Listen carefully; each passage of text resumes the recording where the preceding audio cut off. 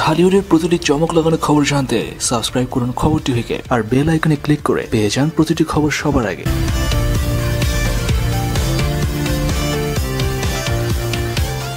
প্রায় 4 মাস আগে রোজার ঈদে অনেক ধুমধাম করে মুক্তি পায় বাংলার কিং খান শাকিব খানের দ্বিতীয় যৌথ প্রযোজনা ছবি নবাব। 4.5 কোটি টাকার বাজেটে নির্মিত ছবিটির মাধ্যমে প্রথমবারের মতো জুটি বাঁধেন শাকিব খান ও কলকাতার সুন্দরী নায়িকা শুভশ্রী গাঙ্গুলী। প্রথম সপ্তাহে ছবিটি বাংলাদেশের বক্স অফিসে ঝড় তোলে। যদিও নবাবের সাথে একই দিনে মুক্তি পায় কলকাতার সুপারস্টার জিতের ছবি বস 2, সাথে ছিল শাকিব খানেরই আরেকটি বিগ বাজেটের ছবি রাজনীতি। এত সব প্রতিযোগিতার মধ্যেও শাকিব শুভশ্রীর নবাব প্রথম 5 দিনেই 9 কোটি টাকার ব্যবসা করে, যা এখন পর্যন্ত একটি রেকর্ড। নবাব শুধুমাত্র বাংলাদেশে লাইফ টাইম 18 কোটি টাকার ব্যবসা করে। কলকাতা এবং অন্যান্য দেশ মিলিয়ে নবাবের লাইফ টাইম আয় দাঁড়ায় 20 কোটি 10 লাখ টাকা, যা এখন পর্যন্ত আমাদের দেশের জন্য একটি রেকর্ড। অন্যদিকে বাংলা ছবির আরেক সুপারস্টার নায়ক আরিফিন শুভ ঢাকা অ্যাটাক মুক্তি পায় অক্টোবর মাসের 6 তারিখ। প্রায় 2 সপ্তাহ অন্য কোনো ছবির প্রতিযোগিতা ছাড়া সারা দেশের 128টি হলে ব্যবসা করে ছবিটি আয় করেছে 6 কোটি 20 লাখ টাকা, যা শুভর ক্যারিয়ারে সবচেয়ে ব্যবসা সফল ছবির রেকর্ড। ট্রেড পণ্ডিতরা মনে করছেন নতুন কয়েকটি ছবির মুক্তির পরও ছবিটি আরো 1 থেকে 2 কোটি টাকা অর্থাৎ সর্বমোট লাইফ টাইম 6 থেকে 8 কোটি টাকার ব্যবসা করতে পারে।